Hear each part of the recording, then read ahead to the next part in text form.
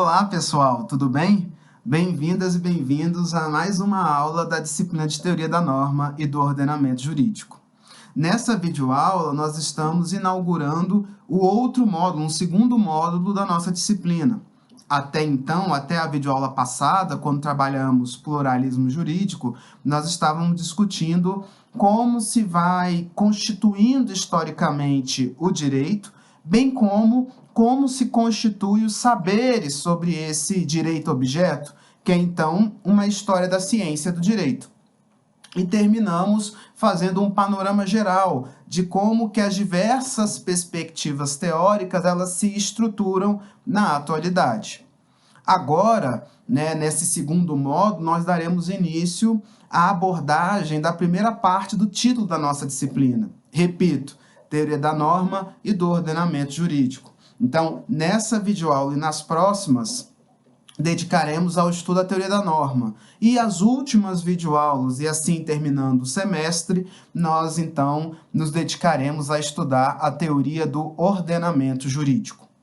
Primeira coisa, que eu acredito que seja muito importante para nos situarmos e entendermos em que lugar histórico e epistemológico a nossa disciplina está. Como vocês podem pressupor, quando eu falo em teoria da norma e do ordenamento jurídico, eu estou dando uma centralidade para esses dois fenômenos. Dizendo de uma outra maneira, quando eu trabalho teoria da norma e teoria do ordenamento jurídico, eu estou partindo de um pressuposto positivista do direito. Então, quando a gente trabalha, por exemplo, numa perspectiva crítica, numa perspectiva da zetética, a gente não se vincula a essas teorias. E, em virtude do pensamento positivista ser o pensamento predominante no estudo do direito, no funcionamento do direito, na aplicação do direito, acaba sendo importante passar por essas perspectivas teóricas. Então, como disse, a partir dessa videoaula, nós faremos, então, a construção dessa teoria da norma. E no que consiste essa teoria da norma? É estudar a norma em si, Então, estudar a definição de norma jurídica, estudar os tipos de norma jurídica, estudar os elementos que compõem a norma jurídica. Então, percebam que essa primeira fase ela vai ser dedicada a isso, Estudar a ideia de norma jurídica numa ótica do positivismo, para que a gente consiga entender aí as suas várias nuances, perspectivas, dimensões, alcances e por aí vai. Se ficar muito abstrato, o que eu acabei de dizer, eu acredito que na medida que nós formos estudando e aprofundando nessa teoria da norma positivista, essa compreensão do seu significado, se torna um pouco mais fácil, de ser assimilado. Pois bem, por mais que eu tenha dito, acabei de dizer que a teoria da norma ela é pautada em pressupostos positivistas, não por acaso eu trouxe na referência bibliográfica o livro do Alisson Mascaro Nascimento. Quem está lendo o Alisson e está acompanhando aí essas reflexões conjuntas com as videoaulas, deve ter percebido que o Alisson ele não tem, por mais que ele fale dessa perspectiva positivista, mas a construção teórica dele não é positivista, O Alisson é um autor que agora eu posso falar isso, eu acredito que vocês vão entender melhor. O Alisson ele é um autor vinculado à perspectiva crítica do direito. Então, é legal trabalhar com o Alisson e com o Terce Sampaio, porque são dois contrapontos de um mesmo objeto de estudo. E agora, como a gente está falando de norma, a gente vai começar com o Alisson Mascaro, salvo engano, com o capítulo 5, que ele faz as primeiras reflexões acerca de norma.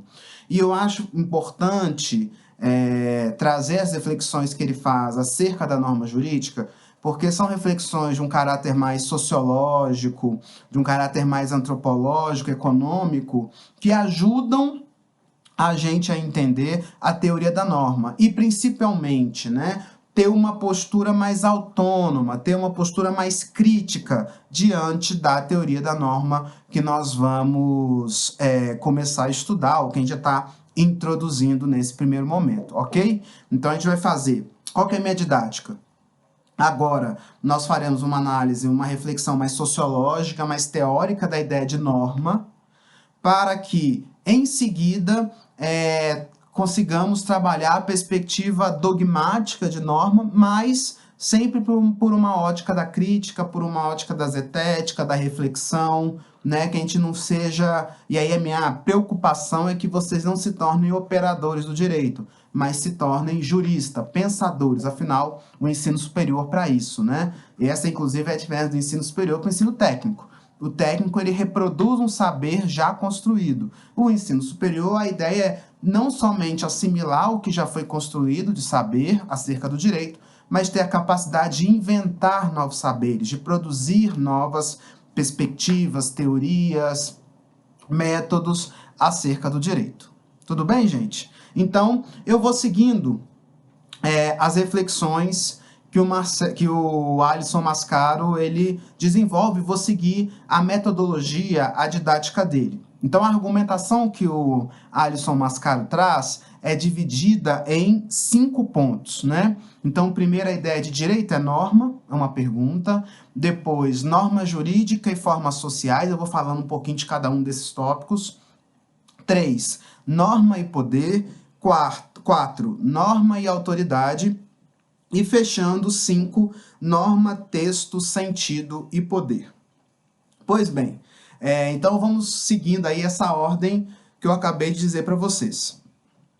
Primeiro deles, direito é norma? Bom, aqui nesse primeiro tópico, eu acredito que de alguma forma é uma revisão do que vimos nas aulas passadas, né? Então, quando eu falo de direito é norma, qual que é a resposta que eu espero de vocês? Depende. Depende de quê? Da perspectiva. Então, numa perspectiva positivista do direito é norma? É norma. Então, o direito se resume à expectativa de comportamento elaborada pela autoridade jurídica competente. No nosso caso, por exemplo, o legislador, né? Dependendo da situação, o juiz. Então, essa autoridade competente desenvolveu o comando, logo é uma norma jurídica. Isso é o positivismo. Agora, para uma perspectiva do Alisson Mascaro, da minha, que não somos positivistas, a ideia de norma, ela vai além, né? Então, quando eu penso a ideia de direito e a ideia de norma, eu tenho que pensar sempre, sim, dentro de um contexto social maior, né? Dentro da perspectiva de direito como, de fato, um fenômeno histórico, como um fenômeno social. O que isso implica dizer?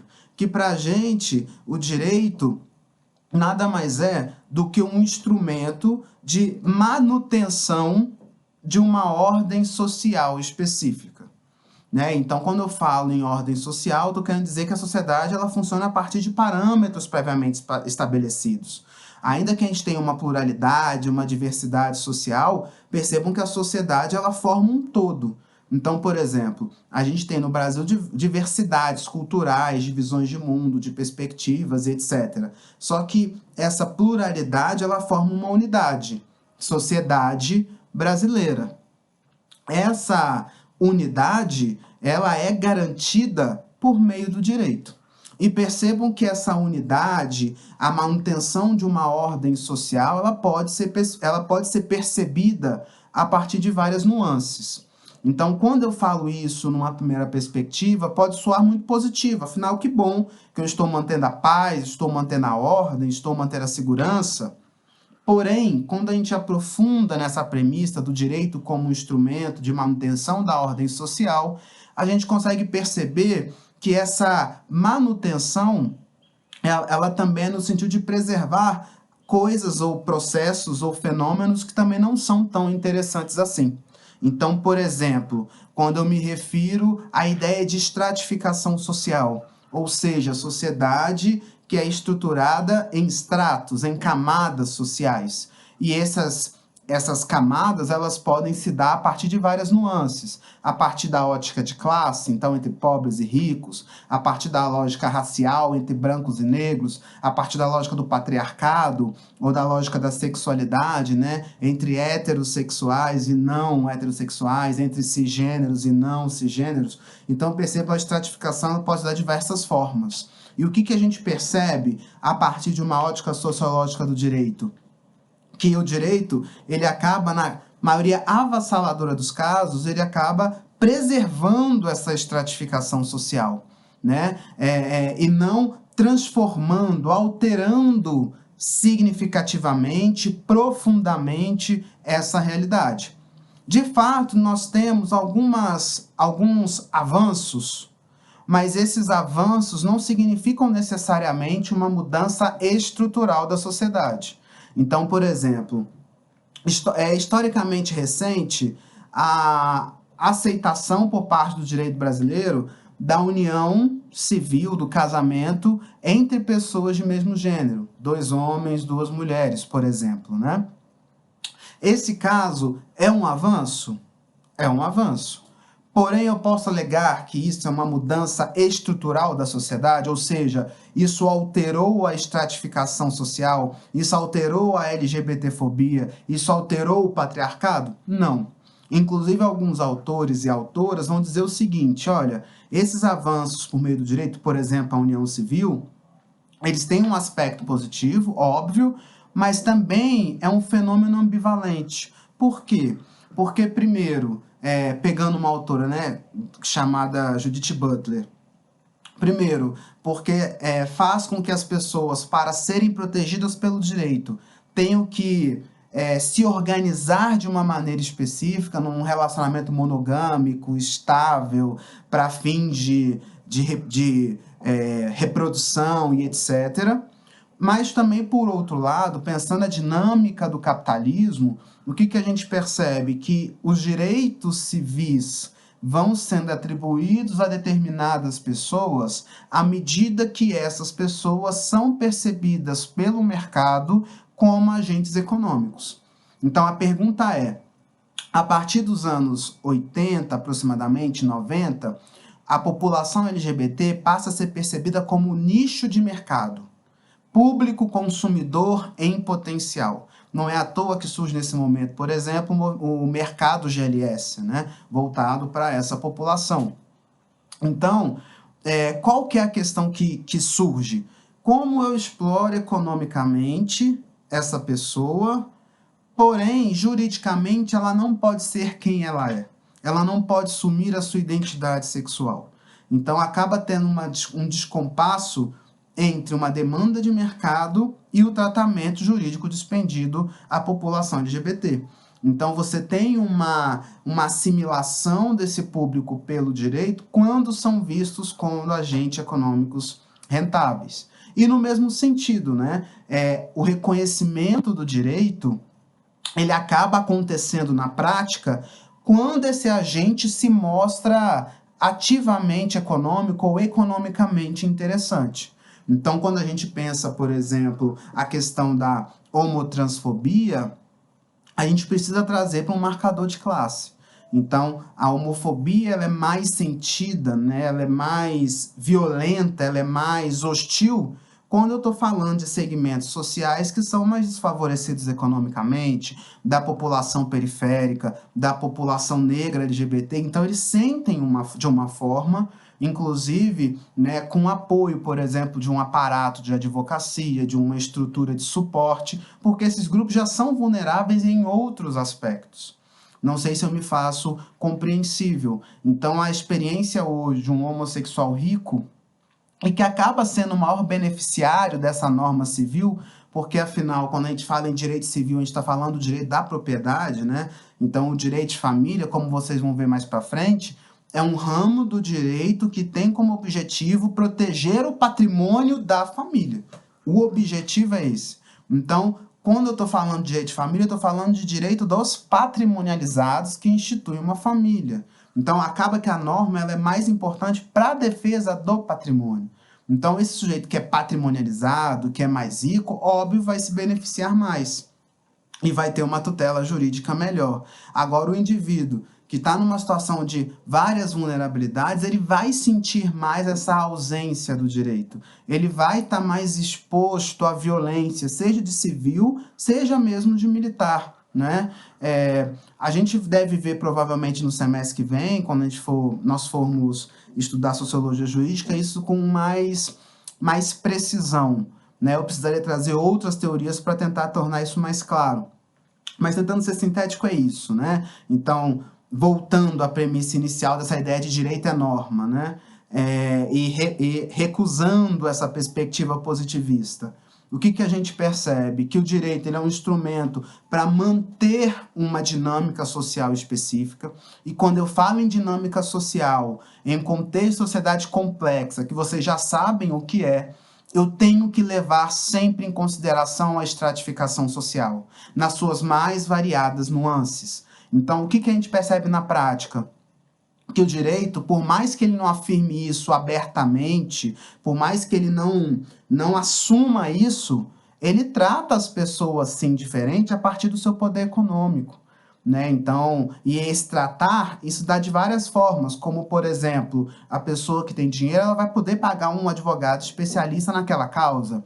Uma pessoa que não tem dinheiro, ela vai ter que ir, por exemplo, uma defensoria pública. E aqui detalhe, né? Não estou falando que o defensor público é pior tecnicamente de formação, não. Mas é uma questão de estrutura. Então, enquanto um advogado particular você vai pagar para ele se dedicar somente ao seu caso, o defensor público ele vai ter que cuidar do seu caso mais de 200 outros processos, 300 outros processos. Então, percebam que aí a atenção que ele vai poder dar ao seu caso, ainda que ele tenha técnica, conhecimento para isso, é diferente, né? Então, a questão do acesso à justiça é muito sensível para a questão do poder econômico. Quando a gente analisa, por exemplo, o direito penal, então é muito difícil. Aí a gente volta para a questão da estratificação social, né? Então, o direito penal hoje, ele é um direito estruturalmente racista, né? Então, hoje é muito claro quando a gente faz uma análise sociológica do direito penal, estuda-se criminologia, que é o estudo, né, teórico, crítico do crime, etc., sociologia do crime, sociologia do direito penal, porque a gente percebe que hoje o direito penal, ele pune muito mais pobres e negros, né, do que outros segmentos sociais. Nós sabemos que todos os estratos sociais praticam crimes, mas o que a gente percebe é que quem é punido pela prática do crime são somente, ou na maior parte dos casos, os segmentos sociais mais vulneráveis, que é a população negra, a população pobre. Né? Inclusive, hoje, quando a gente pega na situação do Brasil em específico, a gente sabe que uma das principais causas de encarceramento está ligada ao tráfico de drogas, né? Então, a lei de drogas hoje no Brasil é uma lei que não cria um critério objetivo para definir, numa situação prática, quem é usuário e quem é traficante. A lei fala que o policial, quando vai fazer a abordagem, ele deve levar em consideração a conjuntura do local. Né? O que tem lá de instrumentos, tem uma balança, se não tem, qual que é o contexto. Então, percebam que esse tipo aberto, né, não tem uma definição precisa de que é usuário, o que é traficante. Isso vai fazer o quê? Com que o indivíduo policial, ele julgue de acordo com as suas preconcepções. Né? E aí a gente entra para uma questão maior, social, de estereótipo.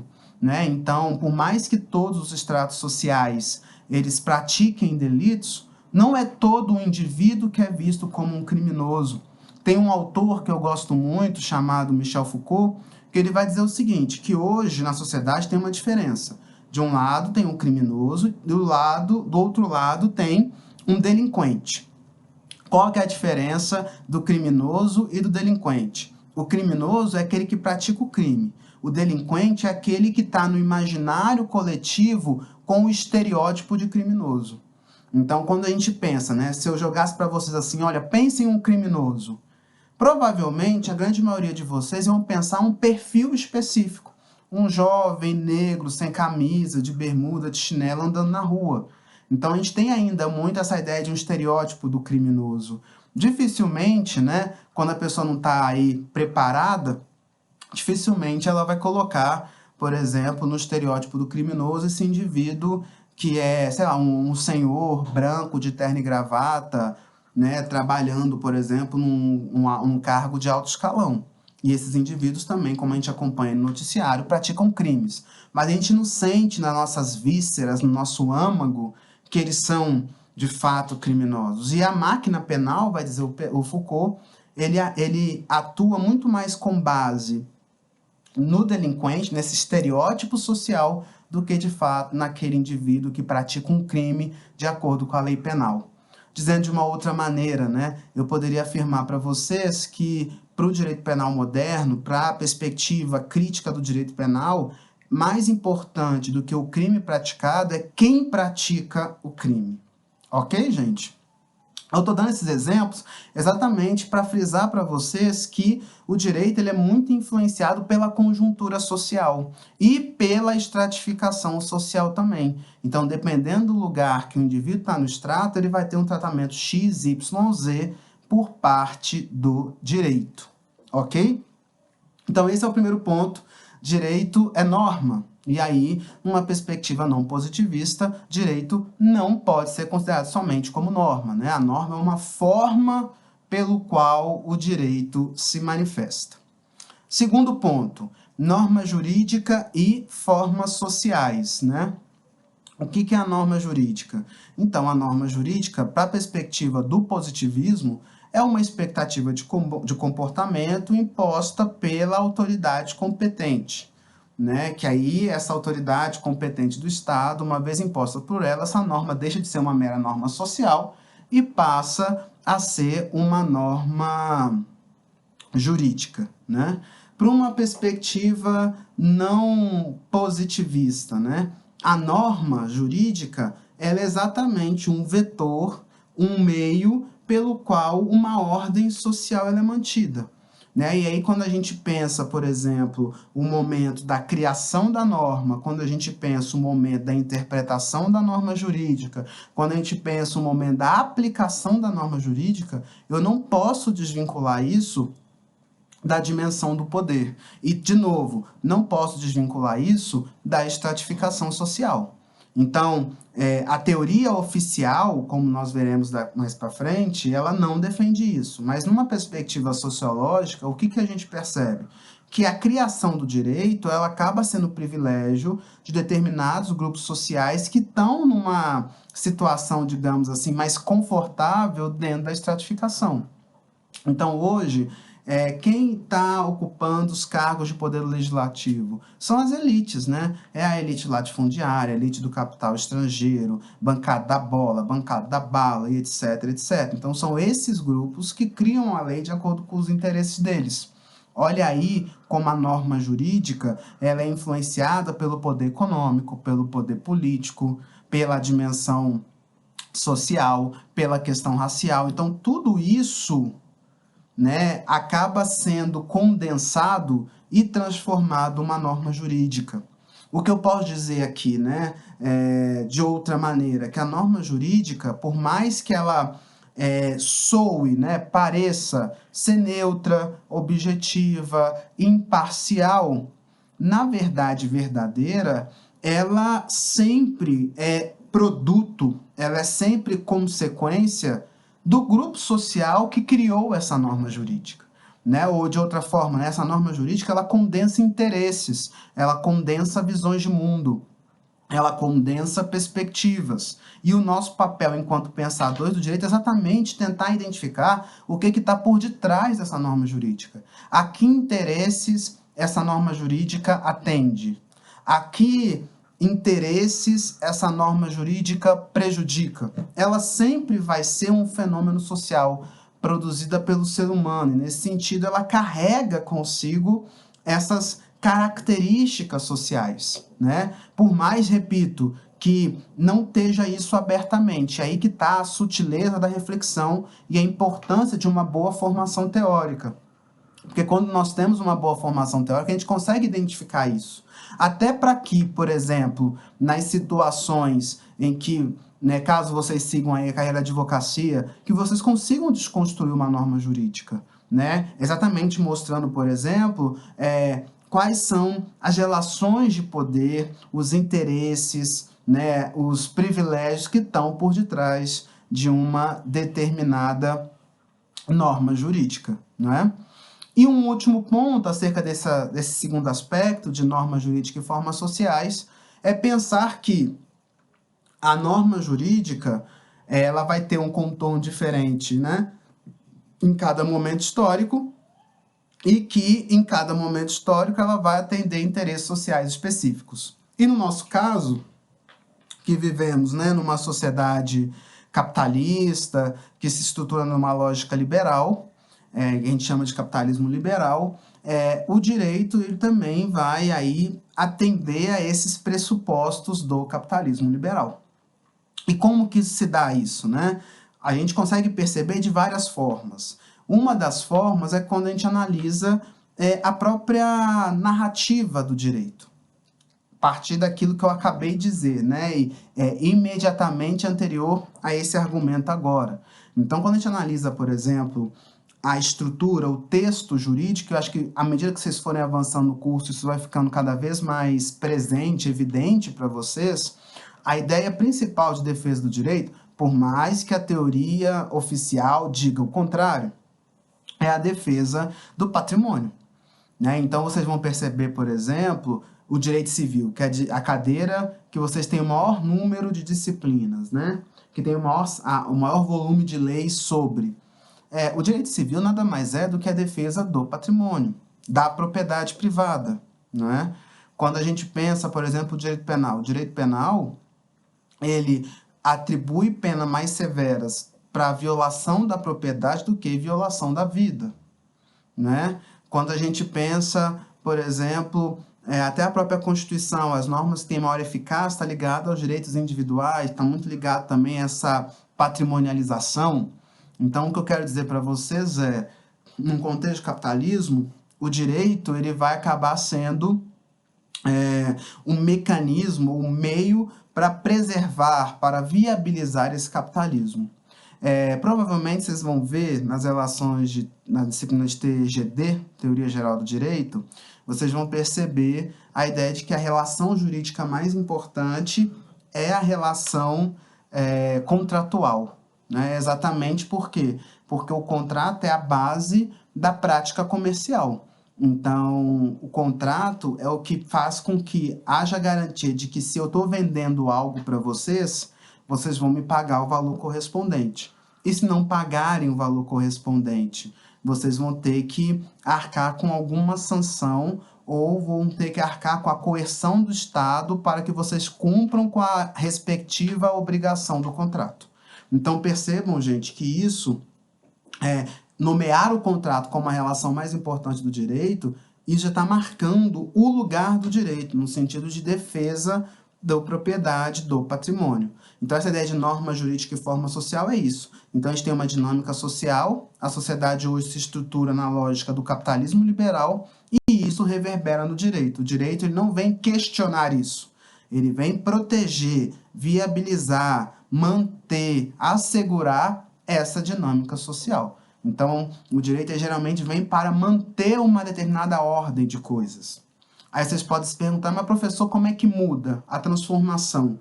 A nossa história, quando eu falo nossa história, a história ocidental vai mostrar o que pra gente? Vai mostrar que geralmente as mudanças estruturais da sociedade, elas sempre vêm por um processo revolucionário, né? Uma mudança da estratificação social, não meros paliativos, como eu falei, por exemplo, da união civil entre pessoas do mesmo gênero. Estou falando de uma mudança radical, profunda da sociedade nas suas mais variadas matrizes de dominação. Terceiro ponto, que está ligado à questão de norma e poder, né? Então, aqui a gente está falando da imposição da norma jurídica, e aí a norma jurídica, vai dizer o Alisson Mascaro, ela pode ser cumprida de uma maneira voluntária, porém, existe a situação em que o indivíduo não cumpre a norma jurídica. E aí, ao não cumprir a norma jurídica, sobressai um elemento que é uma característica muito importante de ser discutida no direito, que é a relação entre direito e violência. Então, no final das contas, tirando as situações de cumprimento voluntário, como o direito se impõe? Ele sempre vai se impor pela lógica da violência. Inclusive, vários autores vão defender isso, né? Que uma característica comum do direito, uma característica inerente à norma jurídica é a violência. Seja essa violência mais sutil, mais simbólica, seja uma violência de fato, de uma violência no sentido de um poder que recai sobre o corpo.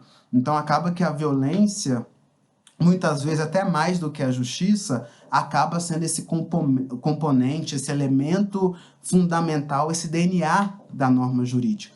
Então, assim, tentando organizar uma ideia, como que a norma jurídica se impõe, né? Essa norma jurídica se impõe quando não é de cumprimento voluntário, isso vai se dar necessariamente por meio da arbitrariedade, por meio da violência. E aí vem os aparelhos repressivos de Estado, basicamente o corpo militar, né? Quando a gente pensa Forças Armadas, que é exatamente a forma como o Estado, um determinado Estado se impõe. E no mesmo sentido, por isso que os Estados modernos vão otorgar para si o monopólio da violência, porque é a forma que eles têm de se impor uma visão de mundo, impor interesses, impor propósitos perante a sociedade, né? Então, falar de direito também é falar de poder, falar de direito também é falar de violência, ok, gente?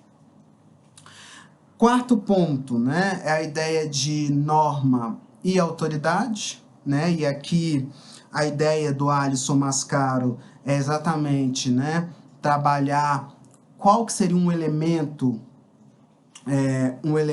central, pensando em uma perspectiva sociológica da norma jurídica, e aqui muito conectado com o tópico anterior de norma e poder, que eu falei da relação entre norma e violência, né? Ele vai colocar aqui, sociologicamente falando, esse quarto tópico de norma e autoridade, que um elemento central da norma jurídica é exatamente essa imperatividade da norma, a capacidade da norma jurídica se impor, né? E não existe uma capacidade da norma jurídica se impor se não for por meio dessa violência, né? E essa violência, ela muitas vezes se manifesta pela figura de uma autoridade. E essa autoridade, que aí pode vir talvez a sutileza da argumentação dele, é que essa autoridade não necessariamente é uma autoridade jurídica, ou, se for uma autoridade jurídica, não necessariamente é uma autoridade que está legitimada a praticar aquela conduta, né? Então, por exemplo, quando a gente tem uma autoridade, um exemplo abstrato, né? Um juiz que tem uma autoridade reconhecida para determinadas situações. Mas aí esse juiz, ele utiliza do lugar que ele está para praticar outras condutas sociais. Então, por exemplo, ele utiliza do fato de ser juiz para poder dar uma carteirada e não ser multado numa blitz dirigindo alcoolizado. Ou então ele utiliza dessa autoridade como uma forma, por exemplo, de poder entrar numa festa sem pagar o ingresso de entrada, sem pagar o que ele consumiu lá dentro. Então, percebam que, infelizmente, isso é um tipo de coisa que é comum, né? Não deveria ser, mas acaba sendo. E aí percebam que essa ideia de norma jurídica e autoridade, ela vai para além daquele espaço reconhecido pelo direito.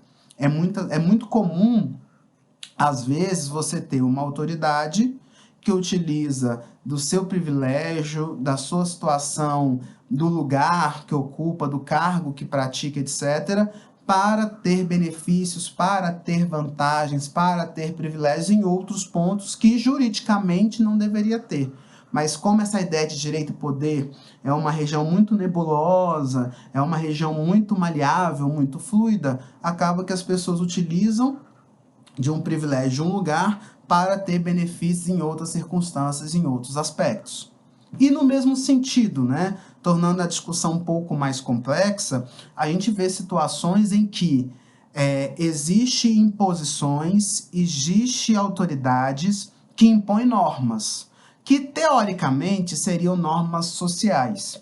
Porém, como em virtude do poder político, do poder econômico, etc., essa autoridade impõe uma norma social, mas que ganha, às vezes, de norma jurídica.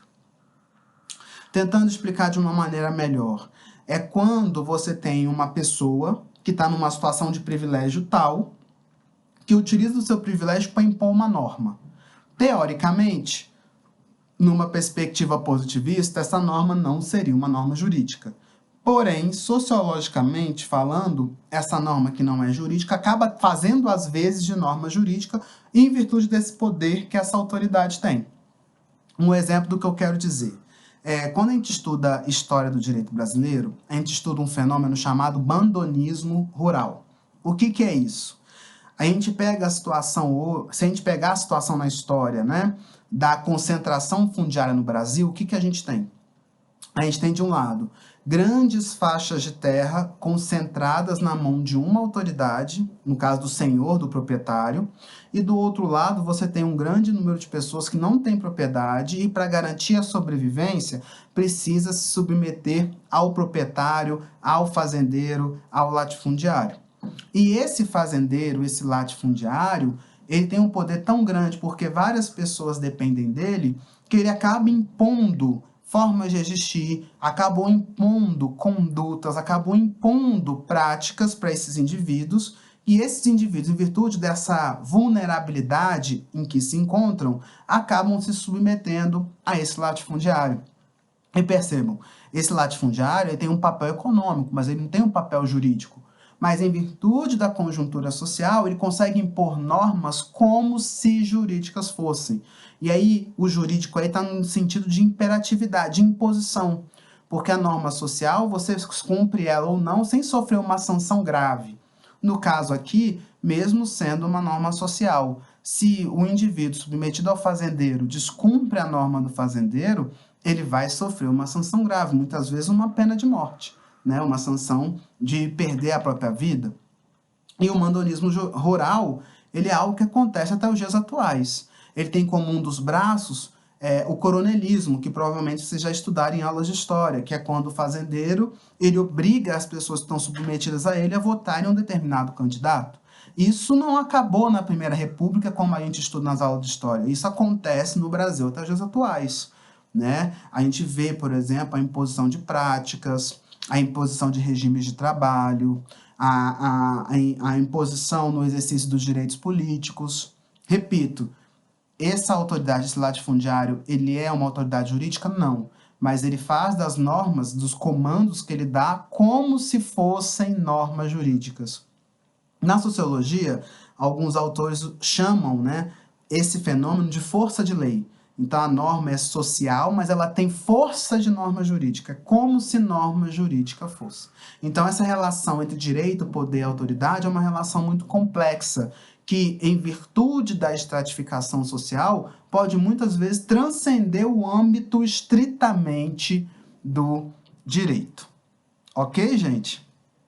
E para fechar, a gente termina o último tópico, que é norma, texto, sentido e poder.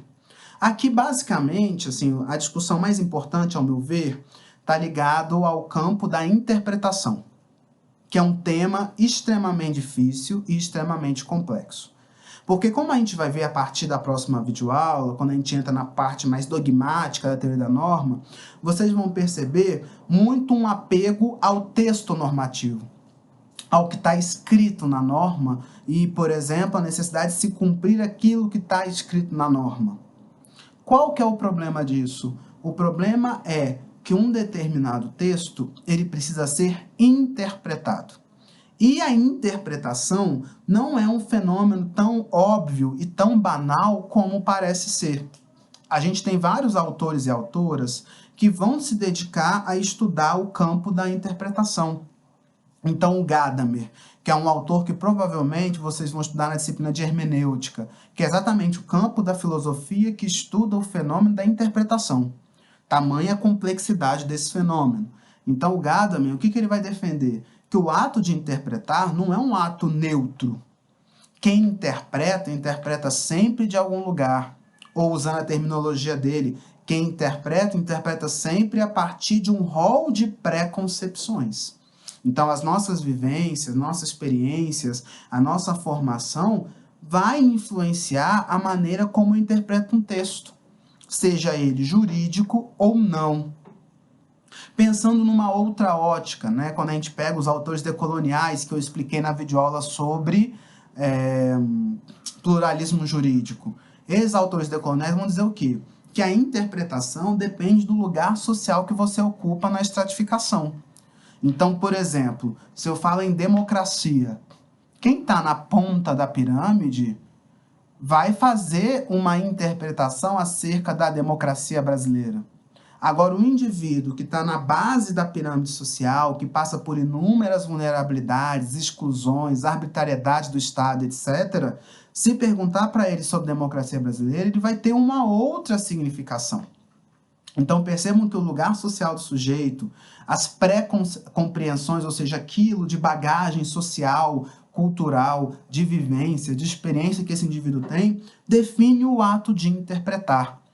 Então, percebam que por mais que o direito tente se impor enquanto um dogma, existe uma discussão que está paralela a essa imposição dogmática do direito, que é exatamente o campo da interpretação. Para fechar, vocês podem se perguntar, então quer dizer que a gente está num campo de direito como argumentação, como lá no direito romano? Não é bem assim. Por que que não é bem assim? Porque aí a gente entra naquilo que eu falei nos tópicos anteriores, a questão do poder, a questão da autoridade. O Kelsen, ele tem um capítulo do Teoria Pura do Direito, um capítulo 8º, que é um capítulo muito singular, porque ele vai fazer uma reflexão a partir dessa ótica do poder, né? O que ele vai perceber? Que a interpretação, ela não é... A interpretação que prevalece acerca de uma norma não é necessariamente a melhor interpretação, no sentido de melhor fundamentada, no sentido de melhor explicada, melhor embasada.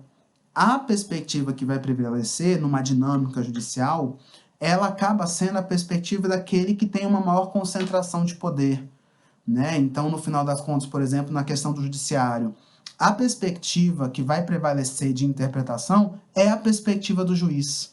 A dinâmica processual, ou seja, dessa dinâmica, né, de concretização da norma jurídica numa situação concreta via juiz.